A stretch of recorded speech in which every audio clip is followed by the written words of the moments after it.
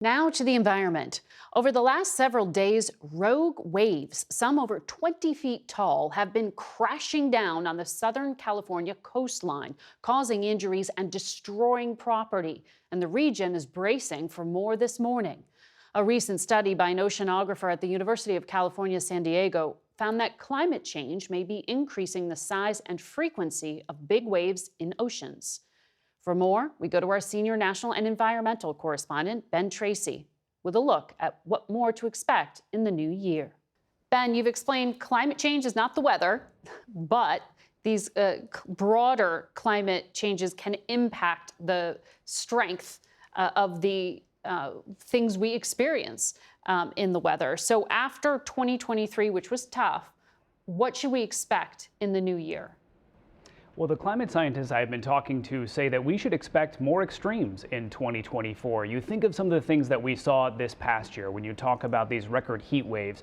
You look at those wildfires in Canada that sent these plumes of black smoke into U.S. cities, record rainfall and flooding. They say these are things we are going to see more of. These are not one-off events that are happening. And in fact, when you talk about the record heat of 2023, the hottest year on record, 2024 expected to be even hotter than that. And the reason for that is scientists say we have this double whammy coming of long-term global warming, which is kind of making the baseline temperature warmer, but that is now coupled with a very strong El Nino. That's the warming of the tropical Pacific waters, and that tends to spike temperatures around the planet. And all of this is going to continue to happen as long as we continue burning fossil fuels. So what can Americans do to protect themselves and their property? We're going to have to start thinking a lot about the health impacts of climate change. You know, the wildfire smoke, for instance. People are going to have to really start thinking about, when do you wear a mask outside if you have wildfire smoke drifting into the neighborhood that you live in? Or when do you invest in an air purifier? Because this is something people are not dealing with for one day out of the summer. They're dealing with it for weeks and months at a time. Longer term, we're going to have to think about where we're living. We did a story this year about how insurance companies are pulling out of major coastal areas, major markets where flooding or hurricanes or wildfires are becoming big issues. So that's impacting the rates people pay for insurance. And in some places, they can't even get insurance anymore because the companies have said this just isn't worth it to us because there's going to be so much long-term damage. One of the things that we've seen the Biden administration emphasize is they want to transition away from combustion engines to these electric vehicles.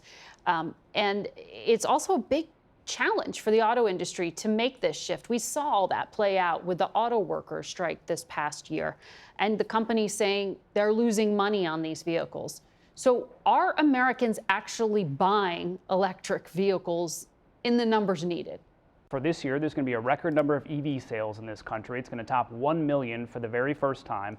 They now make up about 8% of new car sales in the United States. So EV adoption is actually growing year over year, and it has for the last couple of years, but it's not growing as fast as they once thought. And some of the reason for that is because these cars are still very expensive when you compare them to internal combustion engine vehicles. And people do have real concerns, not only about the range in terms of how far their car can go, but when they do need a charge, are they going to be able to get one on the side of the road? And that has been one of the major impediments to people adopting these cars. And you're now seeing the automakers, which had these grand plans for rolling out all these new models, they're starting to slow roll that and say, you know, we're not going to put these on the market quite as fast as we thought and not in the number that we thought. What's the holdup with getting the chargers rolled out?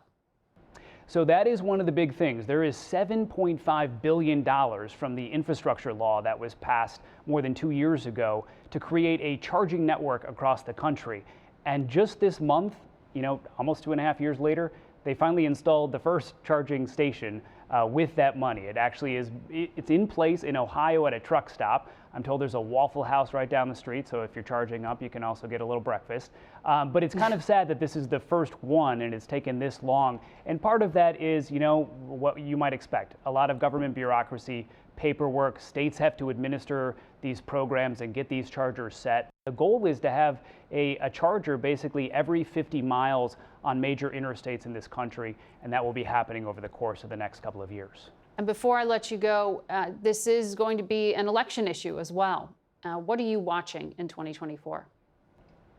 Well, it will be really fascinating. I mean, this race for the White House, if you care about climate issues, is going to be a very important one. You have the Biden administration, which has passed all these climate initiatives, but then you also have former President Trump, who has campaigned on the idea of drilling more on federal land. He says drill, drill, drill. He has called the transition to electric vehicles the transition to hell. So he has very strong opinions about these things, and you also have other Republican candidates who are campaigning on repealing some of the Biden administration's, landmark climate legislation. So depending on how this election turns out, you could see some real changes in the climate space.